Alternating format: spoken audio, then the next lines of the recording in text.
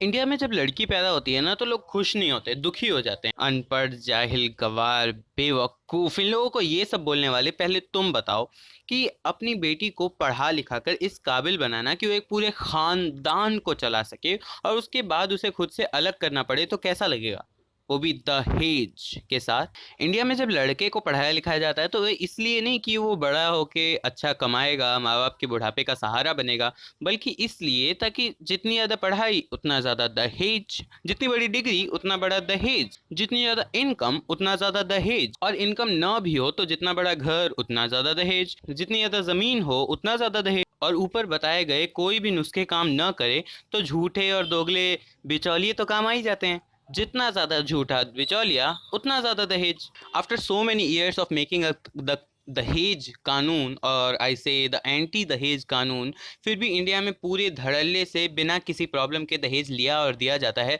जो कि लड़की वालों के लिए एक तरीके से एक प्रॉब्लम और साथ ही साथ एक ज़रूरी चीज़ भी हो गई है। आज का टॉपिक थोड़ा सा सीरियस है, बट आई गेस आप इसमें भी ह्यूमर ढूंढ लोगे, लेकिन इस बात को उतना सीरियसली समझोगे नहीं। आप लोगों में से कई लोग शायद ये कह के निकल जाएं कि हमारे यहाँ तो दहेज न लिया जाता है न दिया जाता है, so it's not about us. लेकिन मैं आपको बता दूं कि जहाँ इंडिया में 125 करोड़ लोग हैं तो उनमें से कम 10-15 करोड़ लोग इस प्रॉब्लम से जूझ रहे हैं। जहाँ पे एक ही परिवार पे एक लड़की और एक लड़का दोनों होते हैं, और बेटी की शादी के टाइम पे माँ बाप को इस बात की टेंशन होती है कि उसे कितना दहेज दें और कैसे दें ताकि वो एक अच्छे घर में जा सके। वहीं बेटे के शादी के टाइम उन्हीं माँ बाप को ये टेंशन होती है कि ज़्यादा दहेज देने वाली बहू कहाँ से लाएं। आजकल के टाइम में जहाँ लड़के और लड़की के इक्वेलिटी की बात की जा रही है, वहाँ पे दहेज एक पूरा इतना बड़ा टैबू है हमारे सोसाइटी के ऊपर, जिसे शायद ही कभी हटाया जा सकेगा।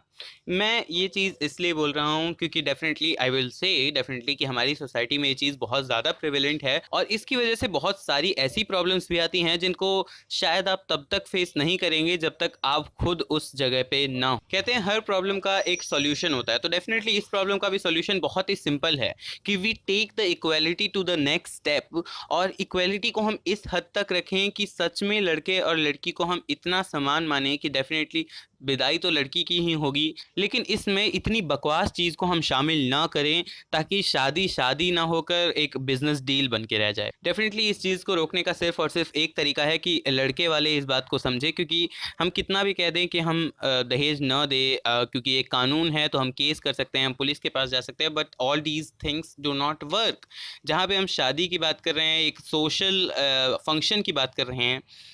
शादी तो डेफिनेटली बहुत से तरीके से हो सकती है, बट जहाँ पे हम एक सोशल फंक्शन की बात कर रहे हैं तो वहाँ पे हम जानबूझ के ऐसी चीज़ें करें ताकि पूरा का पूरा माहौल ख़राब हो जाए, तो ये मुझे लगता नहीं है कि कोई सॉल्यूशन हो सकता है। लड़की वाले कितनी भी कोशिश कर लें कि वो दहेज न दें, तो अंत में होगा यही कि सोसाइटी उनको फोर्स करेगी कि you have to do it, वरना शादी कैसे होगी। बट लड़के वाले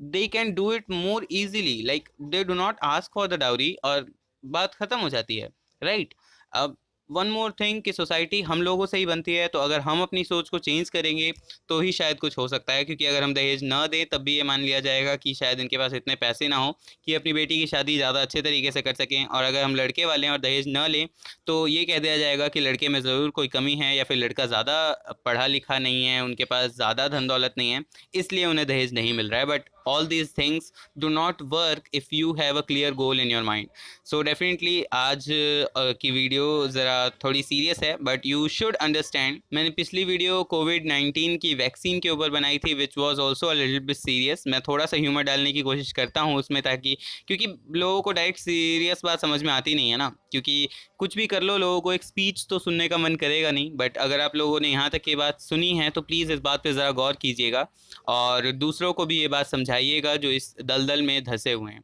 थैंक यू वेरी मच।